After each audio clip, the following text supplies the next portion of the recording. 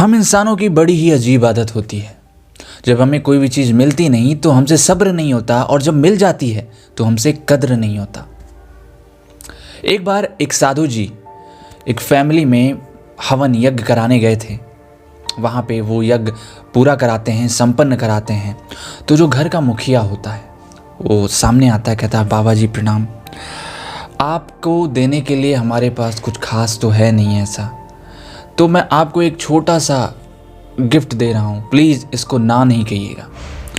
बाबा जी बोले ठीक है। तो और उस जो मुखिया था उसने कहा कि बाबा जी आप ये बकरी ले लो। बाबा जी मन में सोचे, यार इस बकरी का मैं क्या करूँगा, मेरे किस काम की।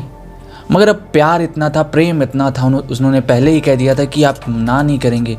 तो बाबा जी बोले ठीक है हम ले लेंगे, और उन्होंने वो बकरी ले लिया। भाई उनकी विदाई हुई, वो घर से चलने लगे, पूजा भी ख़त्म हो चुकी थी, वो घर से निकल लिए। बाबा जी अक्सर लंबी लंबी यात्राएं करते थे, इसलिए वो लंबे सफ़र, उनका जो आश्रम था वहाँ जाने के लिए काफ़ी लंबा समय लगता।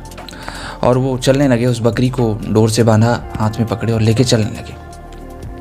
काफ़ी दूर चलने के बाद उन्हें ये ज्ञान हुआ कि यार मैं तो बहुत चलता हूँ, मैं तो इतनी यात्रा करता हूँ, मगर इस बकरी का क्या, ये तो उस घर में बंधी रहती थी, ज़्यादा चलती भी नहीं थी, तो कहीं ये थक तो नहीं गई। उन्होंने उसको उठाया और अपने कंधे पर रख लिया। बाबा जी का मन देखिए आप, कितने दयालु हैं, कितने पवित्र हैं। और वो चलने लगे। जब वो चल रहे थे तो क्या हुआ कि पहाड़ी से वो गुजर रहे थे, तो पहाड़ पे 3 ठग बैठे हुए थे, 3 चोर बैठे हुए थे। तीनों चोर ने कहा कि आज मैं लंच में बकरी खाऊंगा। तो सबने कहा ठीक है, प्लान बनाया उन्होंने, कहा ठीक है अब किसी भी तरीके से बाबा जी से ये बकरी लेना है। और तीनों ने अपना प्लान बनाया कि हम लोग अलग अलग जगह पे रहेंगे और बाबा जी को इन्फ्लुएंस करेंगे कि आप ये बकरी फेंक दो, छोड़ दो।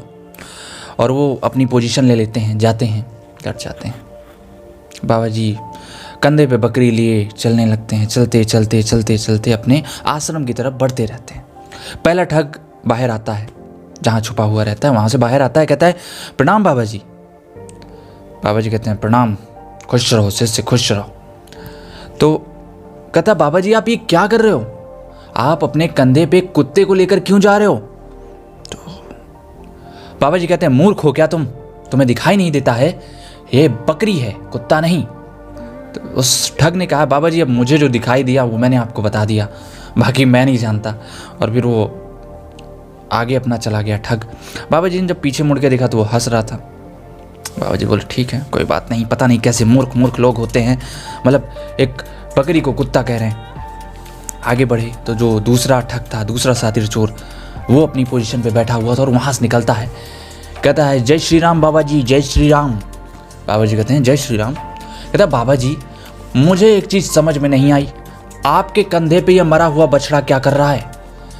बोले अरे तुम तो उससे भी बड़े मूर्ख निकले, ये मरा हुआ बछड़ा दिखाई दे रहा है तुम्हें, ये बकरी है बकरी। कि बाबा जी अब मुझे जो दिखाई दिया मैंने आपको बता दिया, बाकी आपकी मर्जी है। और ऐसा हंसते हुए वो अपने रास्ते पे चला गया। और बाबा जी फिर से सोच में पड़ गए, यार पता नहीं कितने मूर्ख लोग हैं इस धरती पे, इनको कोई भी ज्ञान नहीं। अपना चलने लगे बाबा जी मस्त मगन होके। और सामने जो है, जो तीसरा सातिर चोर था, वो निकलता है अपनी पोजीशन से और कहता है प्रणाम बाबा जी। बाबा जी कहते हैं खुश रहो शिष्य। कहता है बाबा जी कुछ भी हो, आपके इस पवित्र मन में, इस पवित्र शरीर पे ये गधा क्या कर रहा है। बाबा जी कहते हैं यार मैं सच में परेशान हो गया। और वो चोर भी अपना चला जाता है हंसते हुए। बाबा जी उसे कुछ जवाब नहीं देते और बाबा जी चलने लगते हैं। फिर सोचते हैं यार कोई बोल रहा है कुत्ता है, कोई बोल रहा है मरा हुआ बछड़ा है, कोई बोल रहा है गधा है, आखिर उन लोगों ने मुझे क्या दे दिया है, कहीं ये कोई भूत ऊत तो नहीं। और वो उसको अपने कंधे से उतारते हैं और छोड़ देते हैं और अकेले चलने लगते हैं अपने आश्रम की तरफ। और वो तीनों चोर देखते हैं बकरी इधर उधर जाती है और उसे तुरंत पकड़ लेते हैं और कहानी यहीं पे ख़त्म हो जाती है। असल में इस कहानी का जो संदेश है कि यार हम लोग दूसरों की बातों से क्यों इतना इंस्पायर हो जाते हैं कि हम अपने गोल की तरफ नहीं बढ़ पाते। मतलब अगर हम कुछ करना चाहते हैं तो 4 लोग कहते हैं तुमसे ना हो पाएगा, और हम मान भी लेते हैं हमसे ना हो पाएगा। हाँ ऐसा क्यों, मतलब हमेशा अपने गोल की तरफ फोकस्ड रहो। डिस्ट्रैक्शंस बहुत आएंगी। ये 3 ठग हमेशा आपकी ज़िंदगी में रहेंगे। कभी कोई आएगा इधर से कहेगा भैया ये क्या कर रहे हो, इसमें कोई फ्यूचर नहीं है, इसमें कोई करियर नहीं है, और हम ये छोड़ भी देंगे। अपने फोकस को अपने डिस्ट्रैक्शन के ऊपर रखो, ना कि डिस्ट्रैक्शन आपकी ज़्यादा रहे, समझे। और हाँ, एक बात हमेशा याद रखना, ये दुनिया है। और दुनिया क्या भाई साहब, जब वो अमरूद खरीदते हैं तो पूछते हैं मीठे हैं, और बाद में जब उसे घर ले आते हैं, उसे काटते हैं तो उसे नमक के साथ खाते हैं। तो दुनिया के बहाव में मत बहिए, आप अपना रास्ता खुद बनाइए।